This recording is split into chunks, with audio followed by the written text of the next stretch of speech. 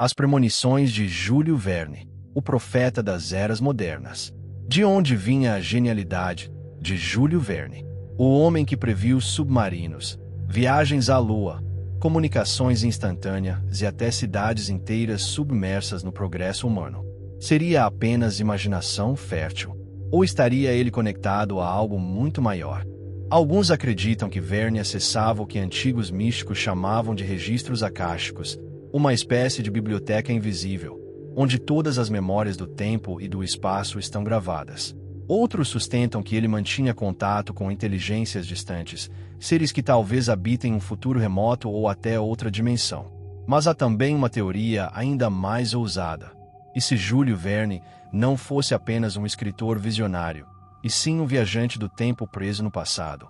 Um homem condenado a viver fora de sua era, despejando fragmentos de lembranças proibidas em forma de romance, para não ser taxado de louco. Talvez sua imaginação fosse apenas uma antena sintonizada na estação do amanhã, e cada página escrita era uma transmissão secreta, vinda do futuro. Então, da próxima vez que você desbloquear o seu smartphone, entrar no carro, ou simplesmente olhar para um avião cortando os céus, pare por um instante e pergunte a si mesmo: isso foi invenção ou foi revelação? Viagem à Lua, a premonição cósmica. Em 1865, Júlio Verne não escreveu apenas uma história. Ele narrou uma memória do futuro. No livro Da Terra à Lua, a precisão é perturbadora. 3 homens, um lançamento na Flórida, um mergulho no Pacífico. Mais de 100 anos depois, em 1969, a NASA repetiria exatamente esses mesmos passos. Coincidência ou revelação? Anos antes dos irmãos Wright sequer sonharem com o primeiro voo, Verne já descrevia máquinas aéreas e viagens impossíveis. Mas foi da Terra à Lua que ele ultrapassou os limites da imaginação. Sua espaçonave, o projétil, partia da Flórida, próximo de onde hoje se ergue o Cabo Canaveral. A cápsula tinha dimensões incrivelmente próximas à da Apollo, tripulada por 3 homens. E, após circundar a Lua, retornava à Terra, caindo no Oceano Pacífico, onde era resgatada por um navio da Marinha. Detalhe por detalhe, um século antes.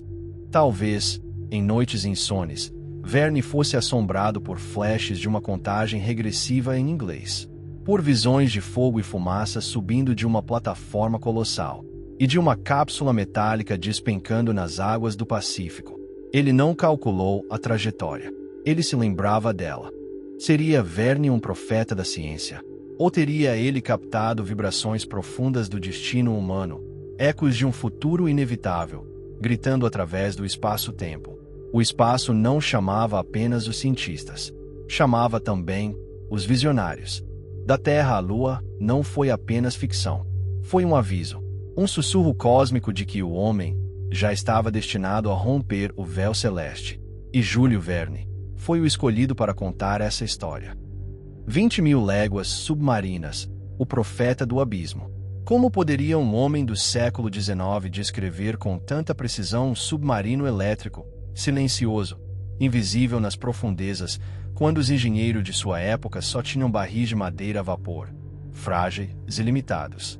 Júlio Verne não previu. Ele viu.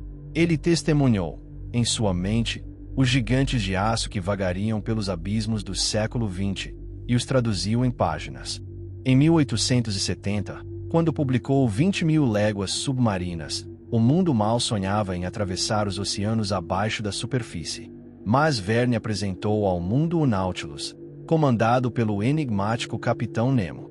Um submarino elétrico, movido por uma força misteriosa e eficiente, quase inesgotável, capaz de viagens prolongadas, mergulhos profundos, explorações de meses sem retorno à superfície. Décadas mais tarde, os engenheiros realizariam esse sonho com os submarinos nucleares. E o primeiro deles, lançado pelos Estados Unidos em 1954, recebeu o nome de USS Nautilus, em homenagem direta ao profeta do abismo.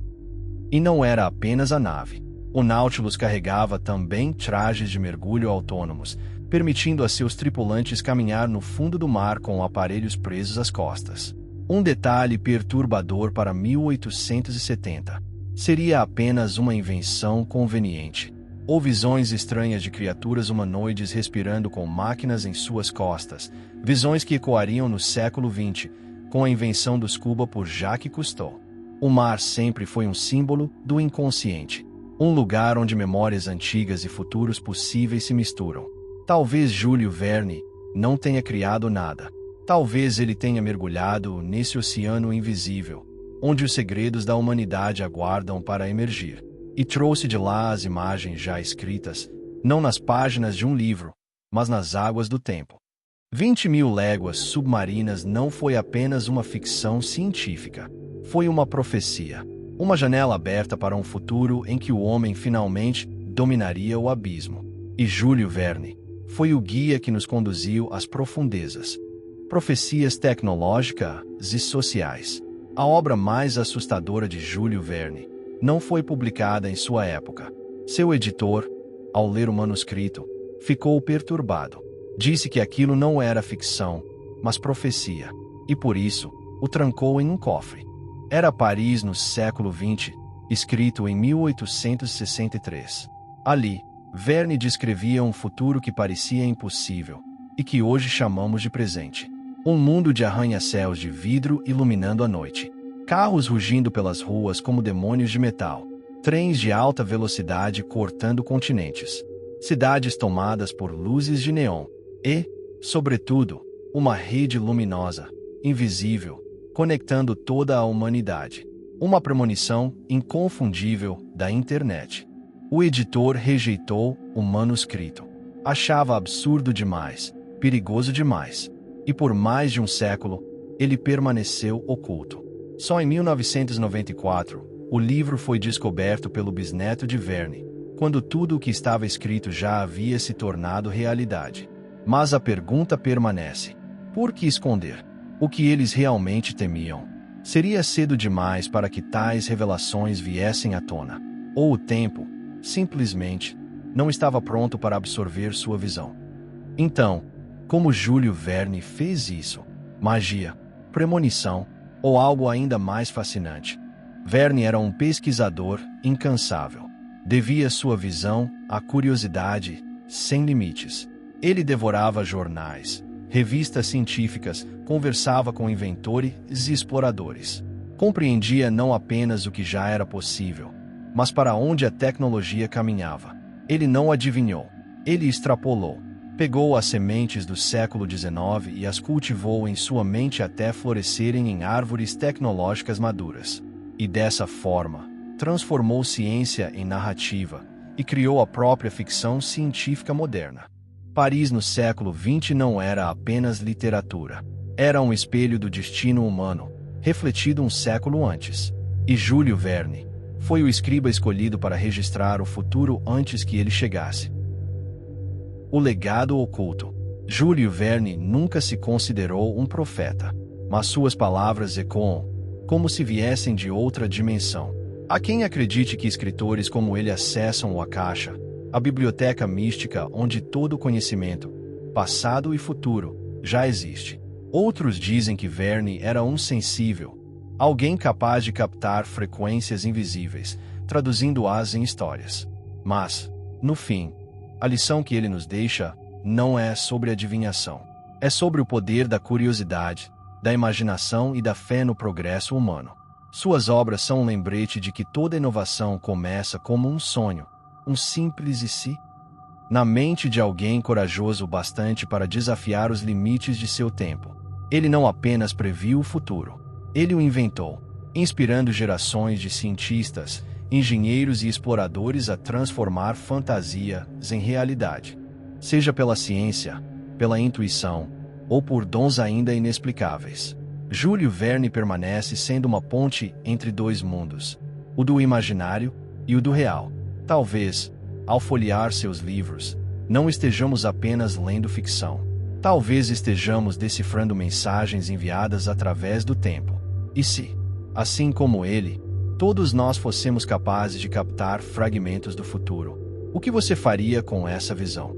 Então, Afinal, qual era a fonte de Júlio Verne? Acesso ao Akasha, contato com inteligências de um futuro distante, ou um viajante do tempo preso no passado, canalizando suas memórias proibidas em forma de romances para não ser considerado um louco. Sua imaginação pode ter sido apenas a antena que sintonizava a estação do amanhã. A próxima vez que você pegar seu celular, entrar em um carro ou ver um avião cruzando o céu, pare por um instante e pergunte-se: isso foi invenção ou foi revelação? E quem foi o verdadeiro Capitão Nemo? Um personagem fictício ou o guia espiritual que navegava com Júlio Verne através dos mares do tempo? Já passou por algo parecido? Que tal compartilhar sua história? Se sentir à vontade, entre em contato pelas nossas redes sociais ou pelo e-mail disponível na descrição do episódio.